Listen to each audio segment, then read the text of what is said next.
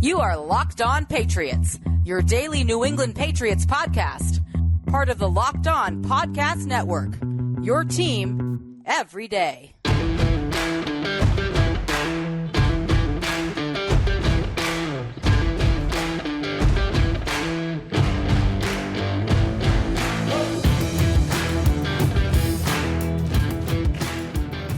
Hello to all of you Foxborough faithful. Thank you once again for making Locked On Patriots a daily part of your New England Patriots coverage. I'm your host, Mike Debate, and I cover your New England Patriots for Patriots Country of Sports Illustrated. So reach out to me and let me know what's on your mind on X at MDABATENFL. And while you're out there showing some social media love to Locked On Patriots, be sure to follow the account there as well at LO_Patriots.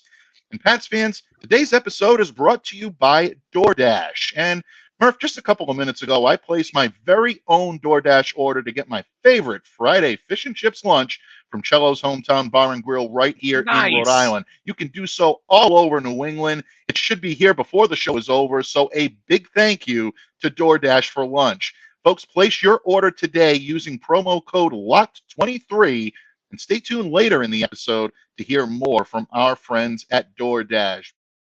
Patriots fans, we continue to bask in the glow. That's right, folks. I said it. Bask in the glow of the Patriots' third win of the season. Yeah, it hasn't happened all too often in 2023, so we're going to enjoy it while we can. A 21-18 victory over the Pittsburgh Steelers at Acrisure Stadium on Thursday night. And as you can see, here to help me break it all down is the counter, Murphy Fisto himself, the legendary Thomas Murphy. Thank you for joining me today in friendship and victory. Most importantly today, Don Murph. Oh, it's a pleasure, Michael. It's a pleasure. You know, with a little bookend Murph action. You know, you had the keys on, spelled out for everybody this week. They were turned, and what do you know? Victory Friday.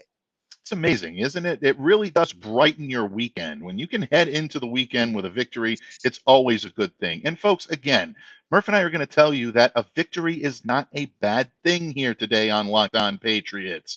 Don't buy into all the excess hype surrounding this team right now. This team needed a win, and they got one, and that is a good thing for the Pats moving forward and even into their future. We'll explain that in just a minute, but Murph, the Patriots had totaled 13 points scored in their previous 3 games. Yep. They exceeded that total in the first half with 3 scoring strikes from Bailey Zappe, including their first opening drive touchdown of the season. It was a dominant first half for the New England Patriots. Not a perfect game because their performance did regress into some rough terrain in the second half, including right up to the game's final moments. But once again, folks, this win brings the Patriots to 3-10 on the season. Let's start on the offense, my friend. Your monster keys were finally turned. I found myself checking off each of the keys as the New England Patriots were marching down the field at times, especially in the first half last night. Murph, explain to us, enlighten us. What was the difference this time around for Bailey Zappe and company? Yeah, aggression. They came out aggressive. My first key on my ring this week, not to pat myself on the back, was to set up the run with the pass, to throw over the top of these Steelers linebackers, the Steeler linebacking core. That's where they're at their weakest. Hit them up the seams, and it worked. All right. People have been stacking boxes against the Patriots, knowing that they're a run first, or thinking that they're a run first team, and that's been detrimental to the running game for a great portion of this season. I knew that being aggressive in the middle of the field up the seams was going to set up the run game. It was definitely a set up the run with the pass situation this week. Bill O'Brien took that key and turned it really quick, and it worked. And giving credit where credit is due to Bill O'Brien's game planning, the Patriots, I thought, did a much better job of protecting on the O-line this time around. Actually getting complimentary football played by their skill positions, meaning the receivers. Juju Smith-Schuster had his best game as a Patriot by far in this matchup. A little extra motivation against this former team. That happens from time to time. These guys come in, they want to play for a little extra something in front of their former home crowd. But at the same time, you want to give credit where credit is due to the guy under center. Look, I've been critical of Bailey Zappe, maybe a little Yeah. overcritical of him at times, more so than I have been with Mac Jones. So I will take mea culpa on that. But I thought Zappe exuded a cool confidence throughout the game that his teammates picked up on. You heard Zeke Right. Elliott and you heard Hunter Henry after the game talk about how he just exuded that confidence all week into the huddle. And that really, I think, spread to the rest of the team. You saw him make improvement in his reads. That was something he had difficulty with Right. against the Chargers last week. He came in a short week of preparation and was able to improve those. He did a much better job at making his reads, and his decision making was Right. much quicker, was much more crisp.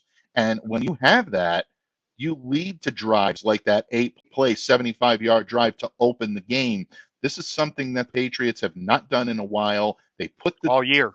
Yeah, exactly. It was a beautiful thing. What a lot of people don't realize is that even though it was a short week, it was Zappe's second week working with the number ones in practice, Right. and it really showed. Yeah. Last week was a little iffy. He probably had in the back of his head, if am I on a short leash? If I screw up, am I going to get the start the weekend on the Thursday after? And but he knows that it's his job. It's his job now for the rest of the year. Bill painted it out after the loss to the Chargers that he came out and said that Mac has had his shot. We've given him every opportunity. And even though Mac shows himself to be a much better practice player than Bailey Zappe, Zappe's getting it done when the lights are on, and that's what really counts at the end of the day. Yeah, exactly. And again, it's that confidence. It's that ability to rise above the nerves, to rise above the mistakes that are made. We saw Bailey make a few mistakes last night. It was not a perfect game. You got to give a tip of the cap to Landon Roberts, who still continues to do what he does in the middle of that field, Murph. Yeah. I know you and I both chuckled at that because Landon did it up here for so many years as a member of the New England Patriots. Getting your hands on the ball, deflecting. Cal Walker gets the tip. He intercepts it. I thought Landon was there a little early. Yeah. I thought he was turning that inside shoulder just a little bit. Just a little bit. It's true. Okay. Yep. And if Hunter Henry can get called for those push-offs, then I thought a flag should have been thrown there. But I'm not gonna berate it. I'm not gonna beat that dead horse with a stick because at the end of the day, the Patriots came out on top. But I mean, hats off to Ezekiel Elliott for being so on point right there, not losing his head and going and making a stop that would have been a sure 6 points in a very different game. Yeah, without any question. And, it's that type of heads-up play that you saw from the Patriots on Thursday that we haven't seen recently. No. It's been a long time since we've seen the Patriots with their head in the game, and that was really true of all of the Patriots last night, whether it be on offense, defense, special teams. Well, we'll talk about that in a little bit. Not so fast, folks. It wasn't exactly the trifecta we were all hoping for, but much better showing from the offense. And you mentioned Zeke Elliott. Zeke continues to just do what Patriots expect him to do. 68 rushing yards, 22 attempts, 72 receiving yards, an 11-yard touchdown over the right pylon on the flat. That was a huge gain for the New England Patriots there. Really set the tone. 140 scrimmage yards for Zeke. Continues to be a solid contributor, and really, I think, playing himself into a pretty lucrative contract in the offseason, whether it be here or whether it be elsewhere. Zeke continues to keep the running game going, and they needed to see that with Ramondre Stevenson out for at least a couple of games with a high ankle sprain. That's true. I was a little upset at the fact that Zeke didn't get more of a blow in this game, a little more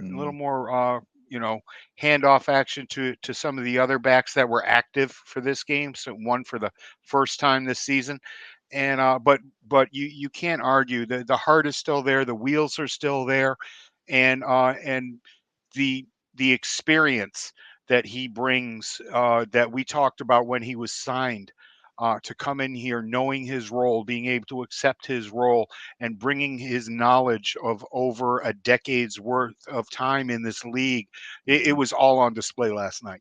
It absolutely was. And it couldn't happen to a better guy, in my opinion. No. Zeke came in here with a good amount of star power, and he could have come in demanding a certain amount of carries, a certain amount of catches, a certain amount of spotlight. He understood this was Ramondre's running back core. And I think playing complementary football has served him so well. It's good to see him get the opportunity to be the lead. Obviously, you want to see Ramondre out there if you're a Patriots fan, but bottom line, I think the Patriots running game is going to continue to go at a pretty good clip here, folks, with Ezekiel Elliott leading the way. And again, I also want to give a special birthday tip of the cap to Hunter Henry. It was nice to see him get back into the groove when it comes to the Patriots offense. 29th birthday, catches 3 passes for 40 yards. 2 of them went for touchdowns, folks, an 8-yarder, and then, of course, a 24-yarder. This is his 3rd multiple touchdown game as a member of the Patriots, Murph. But he also became the first Patriots player to score a touchdown on his birthday since running back Dion Lewis did it. He found the end zone on his 25th birthday, September 27th, 2015. You got to go back a little ways for that. That was a game against the Jacksonville Jaguars. As again, if you're Bailey Zappe, you're coming into this game, you're down Kayshon Boutte, you're down Demario Douglas, you're down Devontae Parker. Again, Juju stepping up was good. We saw Tyquan Thornton get into the mix at times, but it was good to have that veteran presence. The veterans were so big in this game, especially Hunter Henry, especially Ezekiel Elliott. I think that contributed to seeing a calm, cool, and collected Bailey Zappe out on the field last night. It did. It allowed him to get into a rhythm with these guys. So often, people look at quarterbacks like Tom Brady, who completely spread the ball around everywhere, and they lose focus. And sometimes you can get too focused on a passer. That happens with Mac quite often. But what Zappe was able to do last night was go through his progressions, because tip of the hat to the offensive line, who did a fantastic job in the first half of this game. And he was able to read through his progressions, actually get back to number 1 after getting to number 3, and finding the open man and hitting him.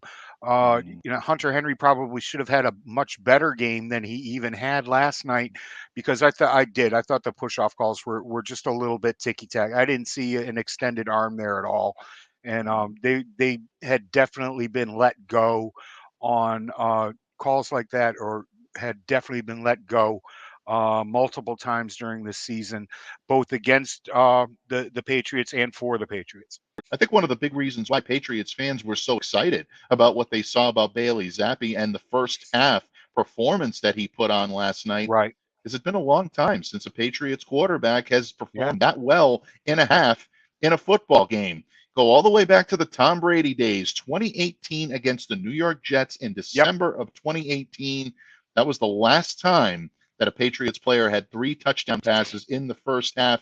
And of course, Bailey setting his own personal career highs. So you got to give a tip of the cap to the kid. Wasn't a perfect outing, but it was pretty damn good in that first half. And that set the tone for the game, allowed the New England Patriots to play their game. And also what it allowed the Pats to do, get a little complimentary football for that defense, which continues to dominate, folks. That defense is worthy of all the praise it's going to get, and then some. Murph and I are going to heap some on the Pats defense in just a moment when this episode of the Locked On Patriots podcast continues, a proud part of the Locked On Podcast Network, your team every day. Locked On listeners, the only thing more important than cheering on your favorite team on game day is making sure that your game day table is well stocked. Why root for your team on an empty stomach? Order on DoorDash and save on football watch party favorites. All of your favorite restaurants and stores, from retail to grocery, they're on the app, so you can shop everything you need to get game day ready.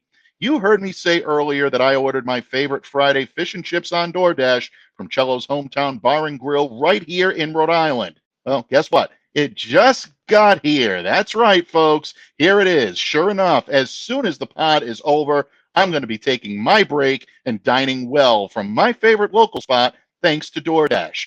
So Locked On listeners, don't delay. Do it today. Get 50% off up to a $10 value when you spend $15 or more on your first order. That's when you download the DoorDash app and enter the code LOCKED23. Now that's subject to change and terms apply. So don't forget, use the code LOCKED23 for 50% off up to a $10 value on your first order when you download the DoorDash app and spend $15 or more. Subject to change. Terms apply.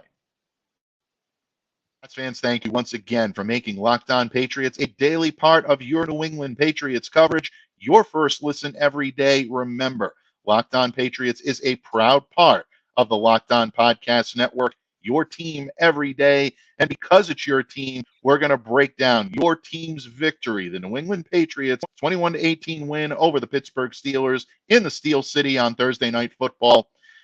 Murph, the offense is going to get a lot of the credit for what we saw last night, and justifiably so. Yep. It's been a long time since we had any offensive highlights to really get excited about as a Right. New England Patriots fan. But those in the know, and those even that are on the periphery of being in the know, realize that this Patriots defense has probably not received the credit it's deserved all No. season long because of the 3-10 record. Right. This New England Patriots run defense especially is performing at a historic level.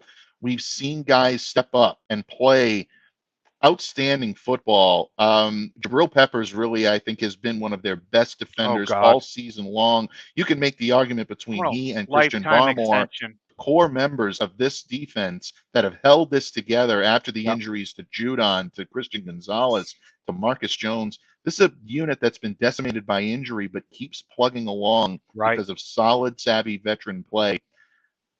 There were some guys that stood out last night. And again, monster keys were turned, folks. We keep saying it. You turn the keys, you go to the top. You don't turn the keys, you're never heard from again. Murph, as you're watching this game last night and you're watching your monster keys get turned on the defensive side of the ball, what stood out to you, my friend, in this? They set the edge. Since their bye week, since their change at offensive coordinator, the Steelers have been trying more and more to get to that outside zone, and you need to set the edge to stop that. And when you look at a team like the Pittsburgh Steelers that likes to run the ball the way the Pittsburgh Steelers do, and their leading rusher has 30 yards, you've had a really good day. When their leading rusher has 30 yards and he's the quarterback, you've had a really, really, really good day. They shut down Najee Harris. They didn't. Jalen Warren was just so ineffective. It was unreal. These guys set the edge. They filled gaps up the middle, and they did not give them a chance to move the chains. They put it all on Mitch Trubisky's arm, and you know, if it wasn't for a couple of breaks that were given up, we'll get to that in a little bit. The Patriots defense might have been close to pitching another shutout. Yeah, absolutely. An 8-point swing that really was not the fault of the defense in the long run, folks. And we're going to get to why that 8-point swing happened the way it did. But I'm so glad that you mentioned the run defense. What they're doing has the ability to make team history and even NFL history. The New England Patriots allowed 2.9 yards per carry and 0 conversions to running backs on the ground last night. You talk about guys like Devon Godchow, Anthony Jennings stepping up, playing some of the best run defense I've seen an edge guy play in a long time in New England. Lawrence Guy, Christian Barmore, these guys deserve an awful lot of credit for being the line that they've been. I think Dietrich Wise has also been excellent in run defense as well and aiding in that area. The Pats are allowing just 3.2 yards per carry this season right now. That's the best mark in the NFL. If it holds, it's going to be the lowest by any team since the 2014 Detroit Lions did so. Great pull there, thanks to Zach Cox of Nesson. Only 6 teams in the last 20 seasons were at 3.2 or lower. So if the New England Patriots do this, their franchise record is 3.0. That was set back in 1961. So you want to go back to real historic levels, folks. Patriots taking it all the way back to the Boston Patriots days almost. Bill Belichick as head coach of the New England Patriots, the best run defensive effort is 3.6 back in 2003. That was a historically great defense as well for the New England Patriots. So that's how rarefied air this New England Patriots run defense is right now. They're doing great stuff, and it really, really is I think imperative to give these guys the credit that they deserve. This run defense has been phenomenal, and it's opening up so much to defend against the pass and allow secondary to be able to make plays. You saw Jonathan Jones make a play in the clutch last night. Jalen Mills had himself one hell of a night. Absolutely. Kyle Duggar had a half a sack and 4 solo tackles. It was just great across the board. Juwan Bentley, Jonathan Jones, these guys were all able to come up and support the run last night.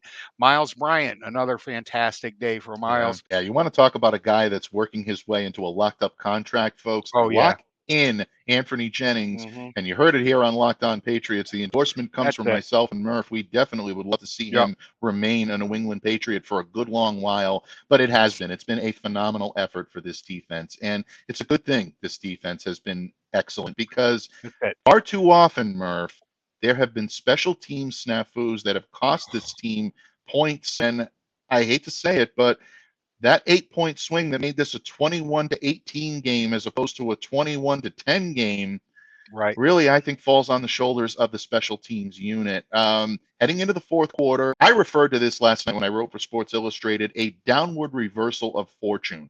And I think that's a good way to put it. Miles Killebrew coming in, easily bypassing Ty Montgomery en route to blocking a punt attempt by Bryce Behringer. That block moved Pittsburgh back only 11 yards. The Steelers offense took the field for a 4-play, 26-yard drive. And, Trubisky gets the 1-yard touchdown. That includes a 2-point conversion to Pat Freiermuth. Claire was excited to see that. She was the only one in Patriots Nation that was excited to see it, but I know she loves her some Pat. Bottom line, that made it a 21-18 game, and it kept things razor thin right up until the last possession. I continue to struggle, Murph, to find reasons why this special teams unit struggles the way it does. Last night, it looked like just a breakdown in coverage. You saw Ty Montgomery get pulled off of that coverage very quickly. Kyle Duggar replaced him. That's not something that made the coaching staff happy. This is a unit that looks like it needs to be overhauled in the offseason to me, bud. It really does. We've talked about this ad nauseum at this point.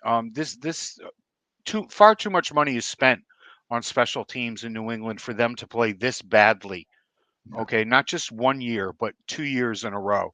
I'm sorry, but there really needs to be a change. Cam Accord has to go. If Joe Judge's fingerprints are on this, I'm not seeing it, because it's definitely not the special teams unit that it was under him before. I see Joe Judge sitting there standing next to Bill Belichick, looking like the assistant head coach as often as he possibly can. If that's the case, he needs to spend more time down there on the field with the special teams guys and talking to them, because this is just awful. This has just been awful, and it was an 8-point swing, as Michael said, that just should not have happened. And there were other instances. There were penalties on. Brandon Schooler had another stupid penalty on special teams this week. You can't have it. You just can't. And it's really ticking me off.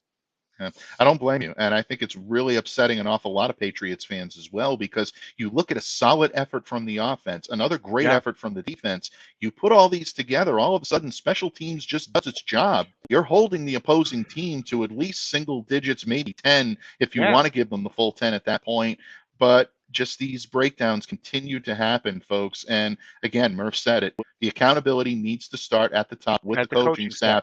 If Joe Judge is not responsible for special teams, and ultimately Cam Accord is the coordinator, folks. Yeah, his name is there. It's Cam Accord, and he has had ample time to fix this, to work with these guys, to get the people in there that he wants, and for everybody talking about how the Patriots cheap out everywhere. They don't cheap out here. No, they don't. They go out, they spend the draft capital, all right? They spend the money to bring in the best special teams players in the league, because Bill knows how important special teams are. You can go back and ask Tom Brady tomorrow how important special teams were to his success while he was here in New England. It was a heck of a lot of victories to that third phase, and that third phase has been non-existent for going on 29 games now. Yeah, I think that's what's so surprising about all this is the Patriots invested in special teams in the offseason. Matthew Slater coming back for his final season. Cody Davis is back in the fold. Chris Board was brought in specifically for special teams prowess, folks, and these are dedicated special teamers. These are not guys that play at a high level, either on offense or defense, and they contribute to special teams. These guys are brought in specifically for the third phase of the game, and we're not seeing the execution. And we're not talking a ton of money, compared to the cap. We're talking to a minuscule amount of cap space, 3%, right? But that's 3% more than other teams are putting out there. Everybody Absolutely. on special teams at 30 other teams in this league, all right, they've got a punter, a kicker, and a long snapper. And that's Right. it. Those are the people that are dedicated to special teams. Everybody else is your depth, so you're playing special teams, or our best players play special teams. Maybe we need to go get Gronk out. Ask him to come back and get out there and block, okay, for punts, because what's going on now is not happening. If you want to bring somebody back, bring back Brandon Bolden. And his special teams prowess is unbelievable, and would have been worth the extra money, as opposed to the people that they've brought in and the product that we're seeing every Sunday. You know what? Bottom line, folks, whether there are items to be nitpicked, things of that nature, the New England Patriots are enjoying this win. You saw a much lighter mood in the locker room last night. Bill Belichick was in a much better mood. Even Bill O'Brien cracked a few smiles in our video conferences with the coaches on Friday morning. It's an era of good feelings in New England right now. It still baffles me the amount of people that will look to pigeonhole this win or look to find a negative spin to place on the Patriots getting a win. Folks, Murph and I are going to try to unspin that for you. I understand we all want the top draft pick possible and the best draft positioning for the Patriots to be able to go out and get that franchise difference-making player. Last night's win did not preclude the Patriots from being able to do that. Murph and I are going to talk about why winning is a good thing. It's amazing we even have to preface that, but we will when this episode of the Locked On Patriots podcast wraps up right here on the Locked On Podcast Network, your team every day. Locked On listeners, football season is here, and there is no better time to use PrizePicks, the largest independently owned daily fantasy sports platform in North America.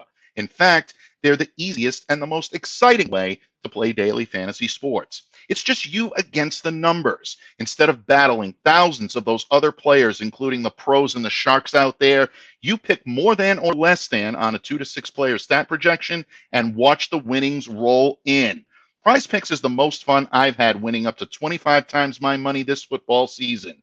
You just select 2 or more players, pick more or less on their projected stats, and place your entry. And listen up, folks, you are going to love this. With the PrizePicks reboot policy, your entries stay in play even if one of your players gets injured. And that's for football games and for basketball games. If you have a player who exits the game in the first half and does not return in the second, that player is rebooted. And PrizePicks is the only daily fantasy sports platform with injury insurance. And if you're a Patriots fan and you're looking at that injured reserve list in New England, you know all about the need for injury insurance. So don't delay, do it today. Go to prizepicks.com/LockedOnNFL and use the code LockedOnNFL for a first deposit match up to $100. That's a first deposit match up to $100 by going to prizepicks.com/LockedOnNFL and use the code LockedOnNFL. That's LOCKEDON NFL. PrizePicks, daily fantasy sports made easy. Pats fans, thank you once again for making Locked On Patriots a daily part of your New England Patriots coverage. Hopefully, your first listen each and every day. And don't forget, Locked On Patriots is available on all platforms, including YouTube. So download, subscribe to, follow wherever you get your podcasts to ensure that you get the latest episode of Locked On Patriots as soon as it's available.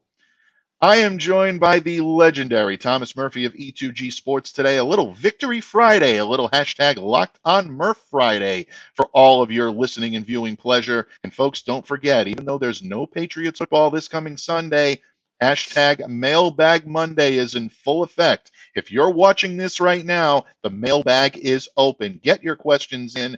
Tag Murph at TMurph207. Tag me at MDABATENFL, or tag the Locked On Patriots account directly at LO_Patriots. If you're a listener or a viewer on YouTube, Put your question in the comments section Yeah. below. Just make sure to put hashtag Mailbag Monday so we know that you're submitting that question for use here on Monday. And folks, we're going to get to as many questions as possible on Monday. A full mailbag is expected, and we can't wait to share our wisdom and counsel with all of your great insights. So don't forget, tune in on Monday for hashtag Locked On Murph Monday and Mailbag Monday as well. Right. Murph, it is a victory Friday. We're all in a good mood. Heading into the weekend, feeling pretty good. There's still going to be an aura of negativity that's going to surround everything the Patriots do. If they go out and win, it's a bad thing because they ruin their draft position. Yep. If they go out there and play well, that's not good because all you're doing is confusing the team and wondering whether or not they have their quarterback of the future. You gave Ezekiel Elliott a chance to showcase himself. Congratulations. He's going to leave now. We're going to start hearing all of this for the next few days. You know it's coming. Probably has already started. Murph, why is winning considered such a bad thing when you're a 2-10 team and need a victory desperately? Why does this narrative continue to persist? Because it's something to talk about on sports talk radio. Okay.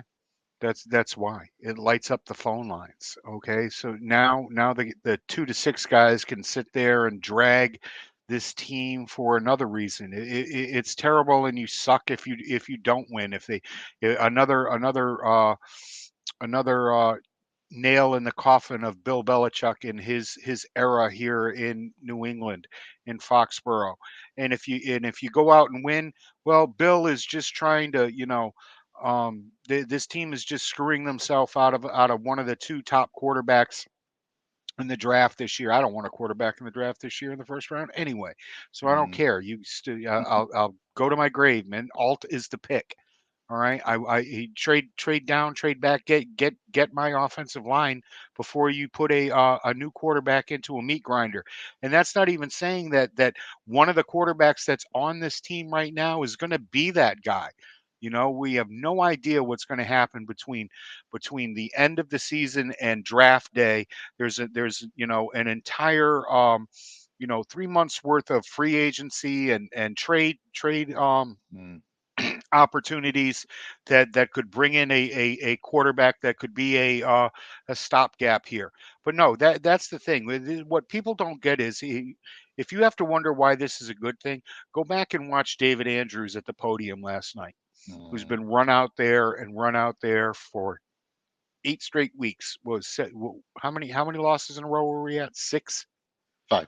5. Sorry. And it's just been so long that I lost count there.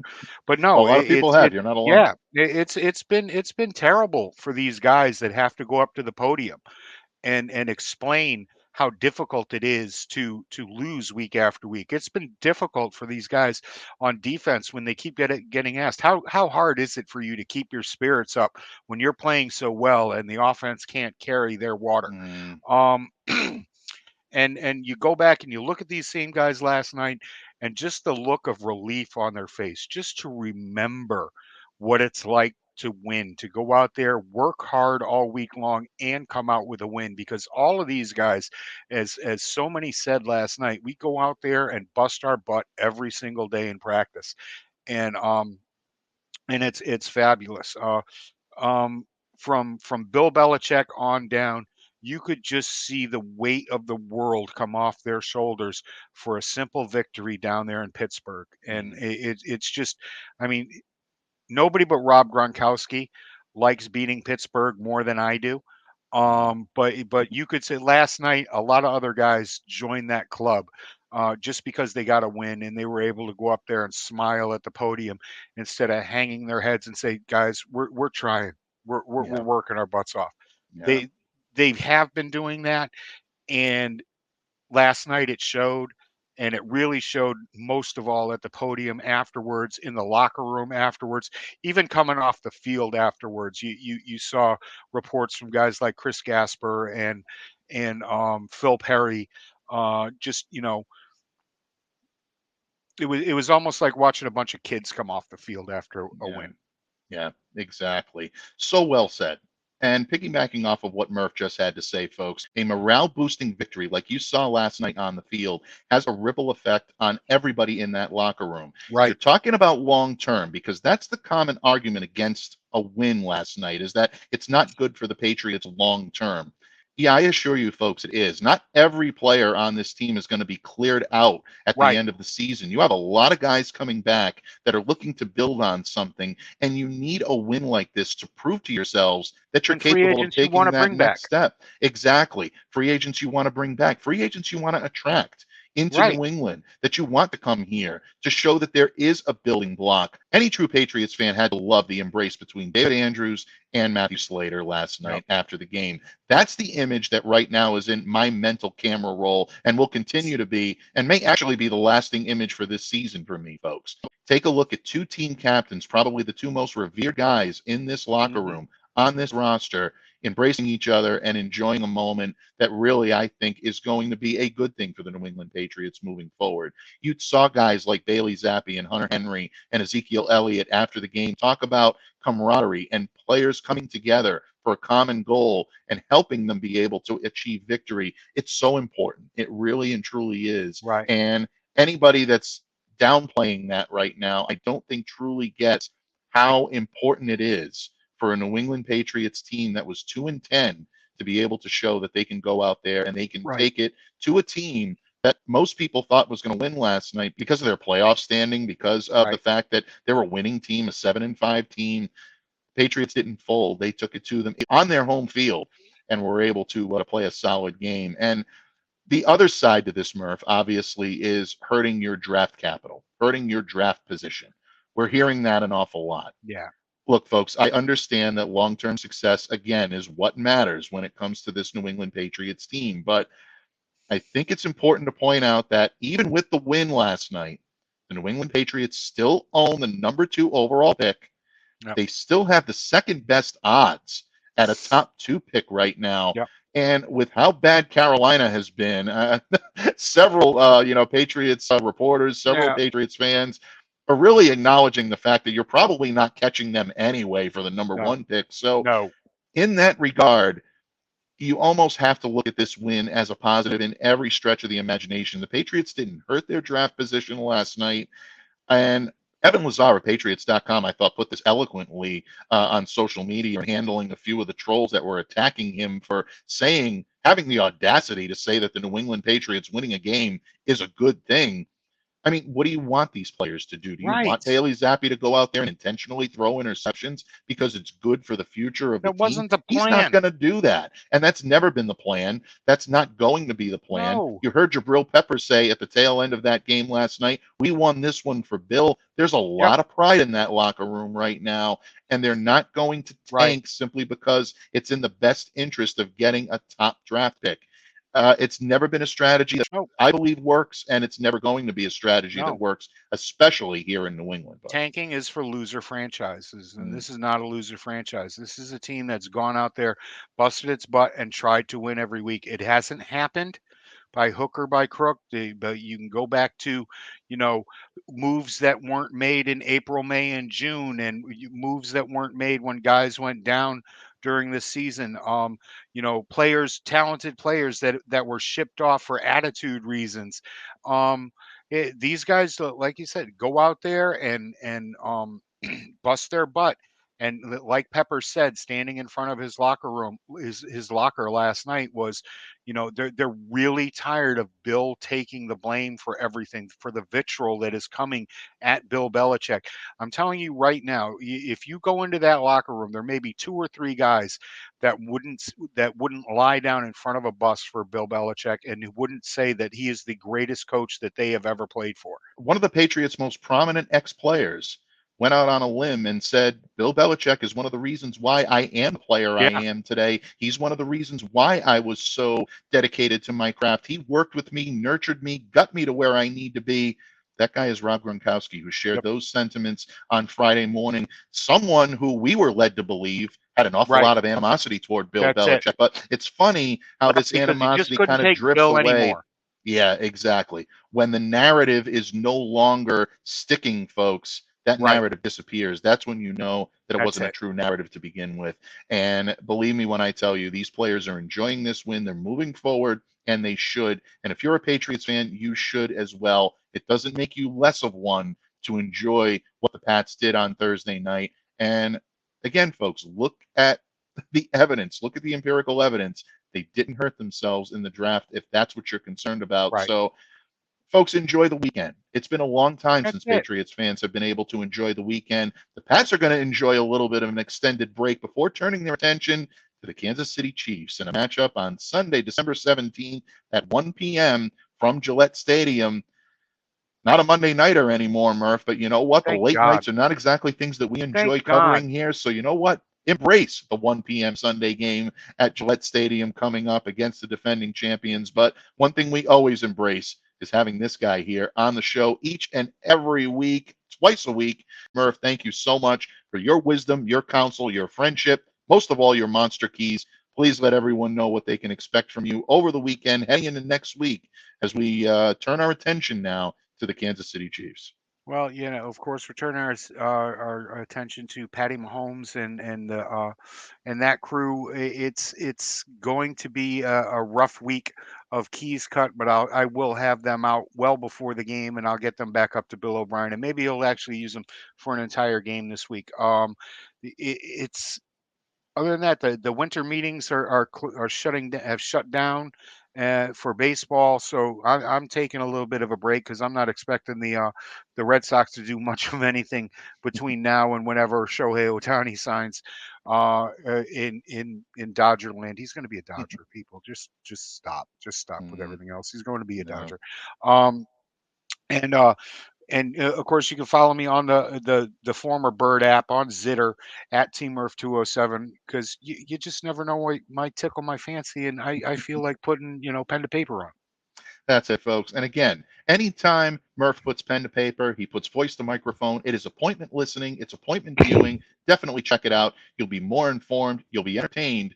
But most of all, it makes you a better football or a baseball fan, and you can't ask for anything more. And don't forget, folks, get those questions in for hashtag Mailbag Monday. We expect a full mailbag on Monday, and we can't wait to share all of your great insight in Patriots Nation and hopefully lend a little wisdom and counsel in the process on it ourselves. So on behalf of my good friend, Thomas Murphy of E2G Sports, I am Mike Debate, reminding you all to stay safe and to stay well and to be the change you wish to see in the world. Thank you for joining us here today on Locked On Patriots. Have a great weekend, and we'll see you back here again on Monday for hashtag Mailbag Monday on Locked On Patriots.